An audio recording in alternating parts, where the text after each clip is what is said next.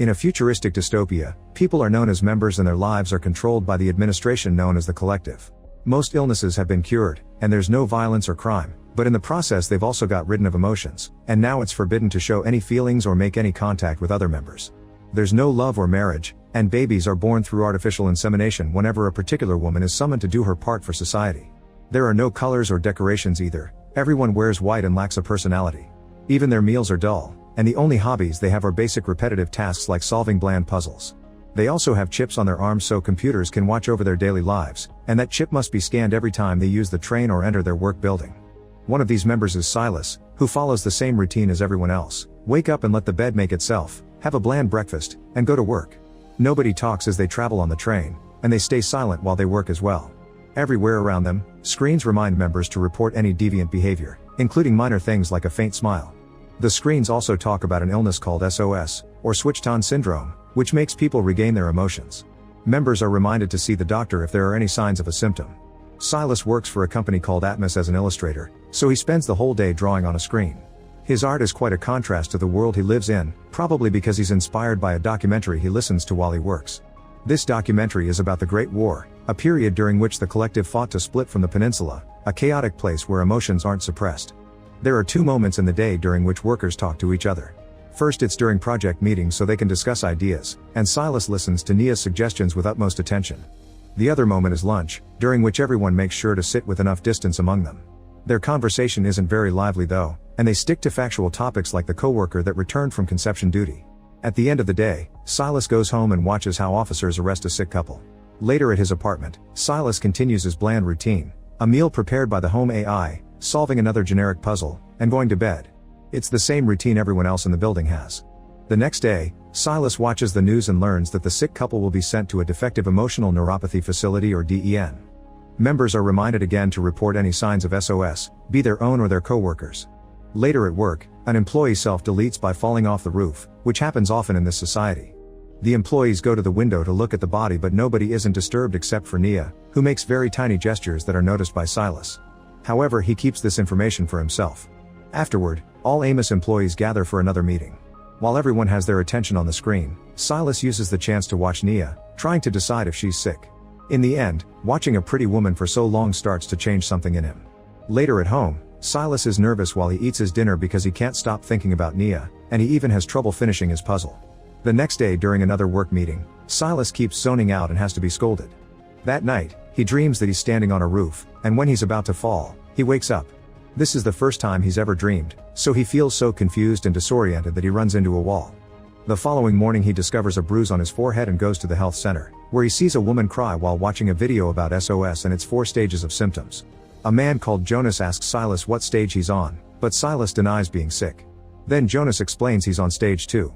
Afterward, Silas sees the doctor and tells him about the nightmare, so he immediately gets tested and the doctor confirms he does have SOS. Silas is scared for a moment because he thinks he'll be sent to a DEN facility, but the doctor assures him they're working on a cure so he'll be fine as long as his symptoms don't get out of hand. Then Silas checks his home computer and notices his profile already says he is stage 1 SOS. Later at work, someone asks Silas why he has a bruise, so Silas lies and says he got it from a Tai Chi class, not wanting to reveal his illness yet. His coworker doubts him, but to Silas' surprise, Nia cuts in and confirms his story. During lunchtime, a bumblebee lands on their table and Nia traps it in a glass before letting it go. As she explains how strange it is that bees can fly, Silas can't stop looking at her. After work, Silas must pick up shades and medication from the health center. At home he watches a video for members with SOS explaining it's a genetic problem. The gene that is supposed to suppress emotions is malfunctioning and only inhibitor medicine can delay worse symptoms. The next day at work, Silas keeps feeling lots of new things that distract him from his chores. He loses focus and has depressive moments. He also becomes very sensitive to light. When he does manage to work, his drawings are very unconventional. Later during a bathroom break, Silas bumps into Nia and they have a very awkward conversation. Afterward, Silas starts following Nia without her noticing until she disappears into her apartment. This experience makes Silas decide to stop taking the medicine. The following day, Silas switches roles with a coworker on purpose so he can ask Nia to check on his work. Nia does notice is strange, but she helps him anyway.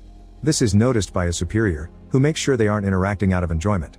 Nia provides very good feedback, but Silas is more concentrated on watching her face. He's becoming so obsessed with her to the point that later in the night, Silas enters the empty office and uses Nia's computer to listen to her recordings. During the next work meeting, Silas accidentally spills his drink, and when a coworker helps him, his shades are discovered as well. Now Silas has no choice but to admit he has SOS, and even though he swears he isn't contagious, they decide to separate him from the group. Silas is hurt because Nia agrees with the idea. From then on, Silas works in a corner far away from the others. After work, Silas continues to follow Nia. This time she notices and surprises him from behind, threatening to report him if he doesn't stop.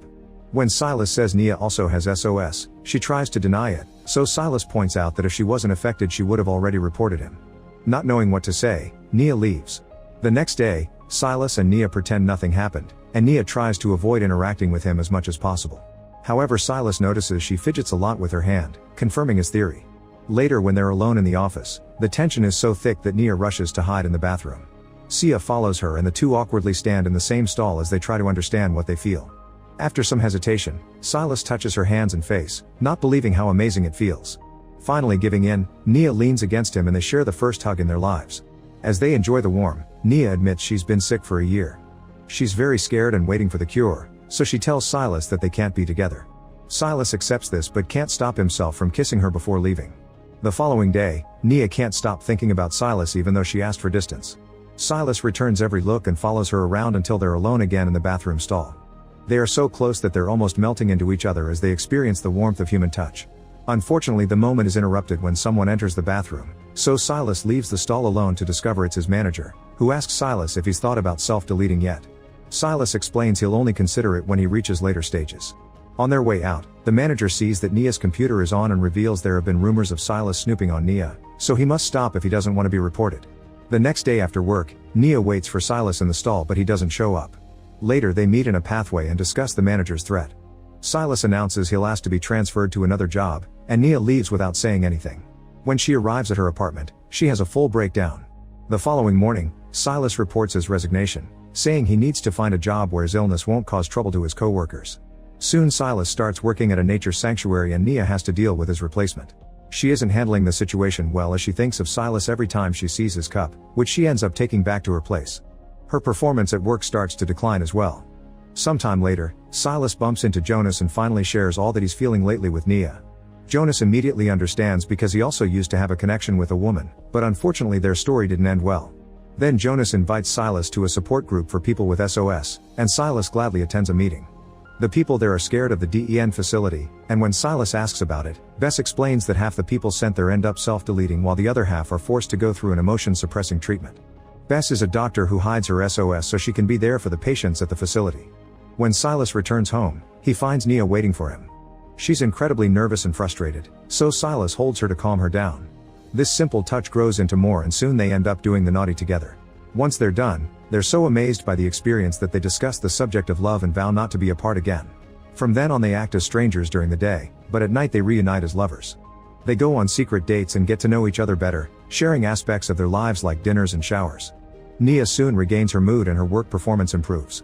Sometimes when they cross each other on the street during the day, they let their hands brush against each other. One day, a group of officers appear to make a huge announcement. The collective has found a cure for SOS. Silas and Nia agree that neither of them wants the cure, and Silas takes Nia to the support group so they can share the news together. They plan to escape to the peninsula. The others try to convince them it's a bad idea, and Bess shares the story of a man who died trying, but the couple doesn't change their minds.